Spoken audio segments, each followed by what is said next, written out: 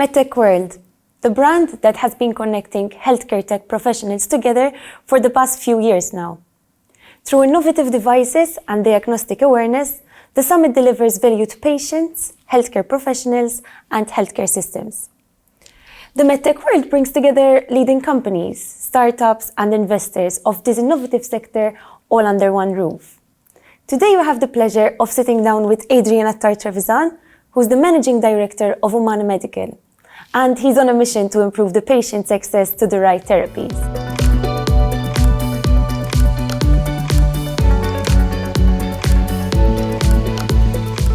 Welcome, Adrian. To start off, given that your hand is on the pulse of the industry, how do you think medtech and digital health will evolve and grow in the near future? Well, I think medtech and digital health already grew a lot over the past few years. I mean, conditions like COVID, etc., helped them to even grow even further. But I think this is just the tip of the iceberg. I think we're heading towards a total revolution of the healthcare industry. At the moment, the healthcare industry revolves around the system and the people trying to adapt to the system. I think digital health puts the person, the patient, and also the medical professional at the center of the whole ecosystem. So I believe that we're just at the start of the tip of the iceberg, because we're moving towards a fact where therapies, diagnosis, everything are going to become something that's managed by the patient itself. So we're empowering the patient, but at the same time, we're also helping the medical professional by having new tools. And these medical professionals are able to serve much more people, more optimally, and at the same time being freer, because they have the right tools to help them making better diagnosis and better treatment management. Exactly. It facilitates the process as well. Indeed. So we're growing towards that. Perfect. And obviously, starting a Maltese unicorn is no easy feat, right? Does the island have any competitive advantages in terms of medical technology that you think it lets it punch far above its weight? Well, I think Malta is ideal. Malta is an ideal test bed now. I mean, I've been building medtech companies for the last 11 years. So basically, Malta is ideal because you have the ability to try new technologies before putting them into larger platforms. So, for example, we've been developing technologies in Malta, and when COVID struck, that's the reason why Umana grew so much, because we were ready. And partnering up then with larger companies and then larger ecosystems, we were able to launch it in a very short period of time. We actually were, for example, Umana was the first to help hospitals in Italy when COVID struck to give better care to the patients from their own homes. Perfect. So everything was developed in Malta, and Malta was easy because since it's a small country, you have a representative type of system, very small, so you can test your technologies representatively, very fast, in a very fast way, without having to actually go to larger places where you risk not having a proper representation of gender, ethnicity, etc. Malta will have it all, and it's a small place to actually go for. But of course, with its limitations, because of course Malta has a number of problems being an island, and also having a lack of resources at times, because that is one of the problems. But at the same time, it's a great place to actually be able to build companies, medtech companies especially, in order for you to actually grow faster on the global economy then. Before launching them sort of internationally, Indeed. It's like a perfect starting point. Indeed.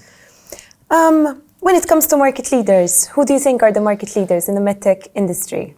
Well, I think there are a number of market leaders. I think medtech and the digital health is making even the pharmaceutical world rethinking their own model. So I believe, as we're seeing already, we're seeing a lot of input from pharma companies into the digital health by acquisitions, by partnerships. Even us, we collaborate with some of the biggest names in pharma globally. But we're seeing even acquisitions and actually pharma companies, which were traditionally known to be pharma, now opening their own sections within their company dedicated to digital health.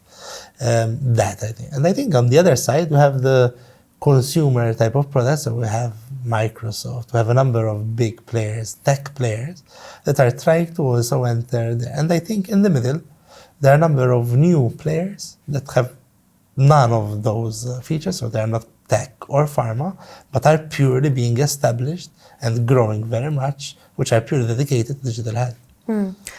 So you're mentioning growth. What factors do you think will affect the growth of this industry? Well, this industry is driven by the consumers. This industry is totally driven by patients and by doctors. So I think the industry will continue to grow the more the new generations come into play. Patients nowadays deserve and expect to have direct control over their health. And I think the more that mentality will continue to grow, the more there is space for medtech companies, for the medtech world, and also for digital health itself to continue to prosper. People don't want to wait in queues to actually be seen by a doctor. People don't want to actually be attached with a lot of sensors on their chest, being not able to live their life properly. People want to actually have all that, so have the quality of life they want, and at the same time they deserve and they expect the best quality of care, the best service.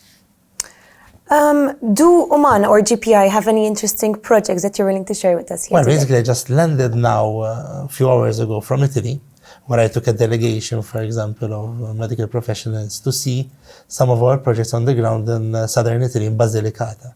And even I was blown away at the growth and the ability of our sensors that have been actually affecting this, for example, region.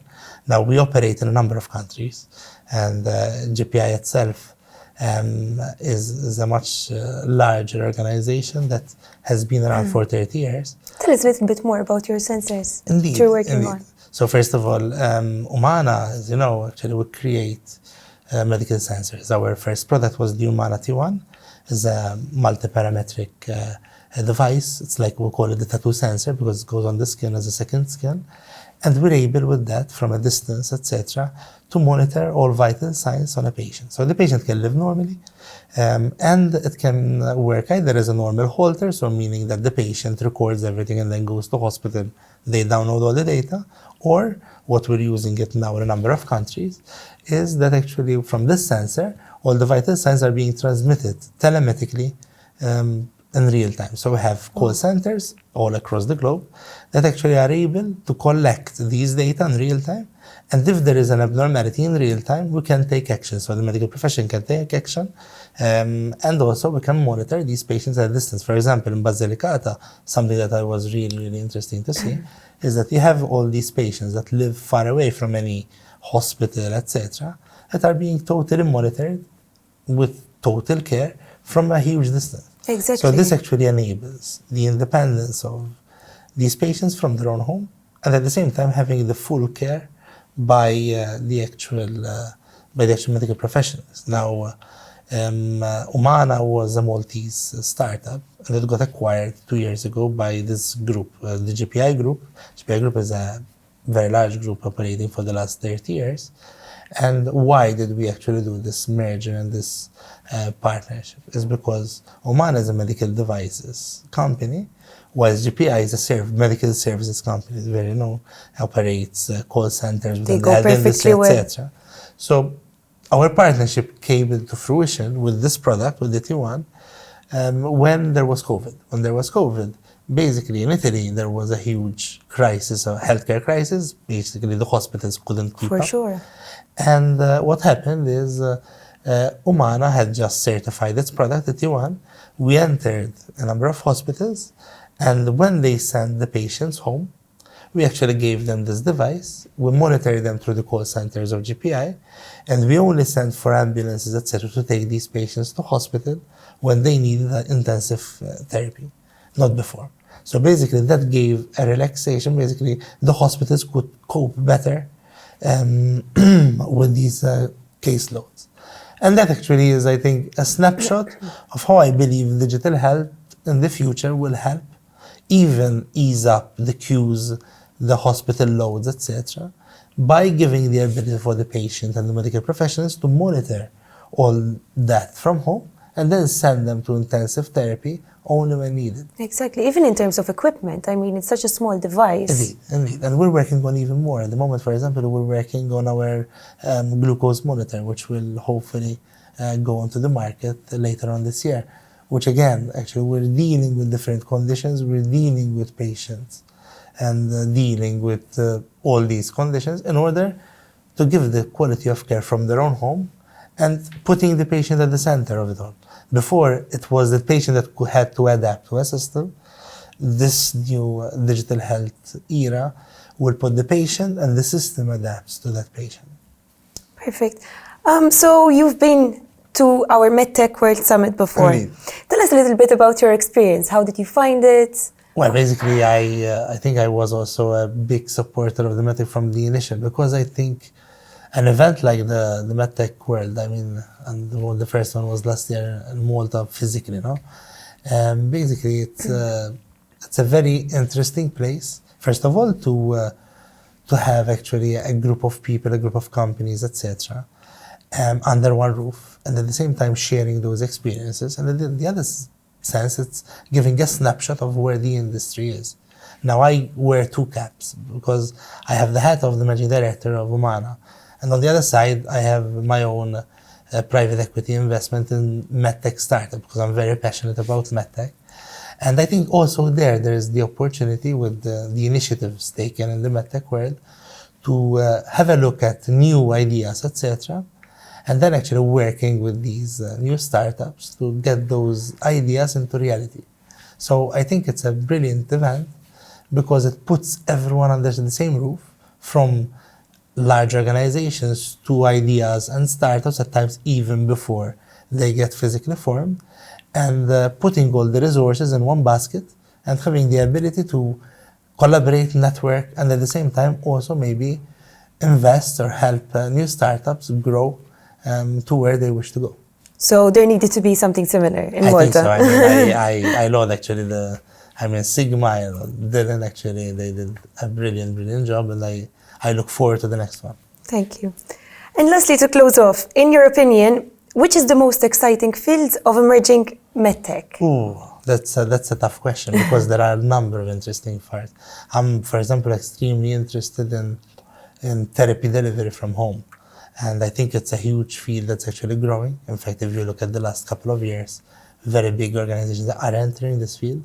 So I think therapies and therapy management, therapy delivery systems, etc., from home is going to be a huge field into it. And apart from that, I think rethinking like sentiment analysis, etc., so a number of artificial intelligence methodologies, I think are starting to really now move from experimentation to point of care in hospitals. So I think Medtech will evolve further, and there's not going to be a distinction between service and product.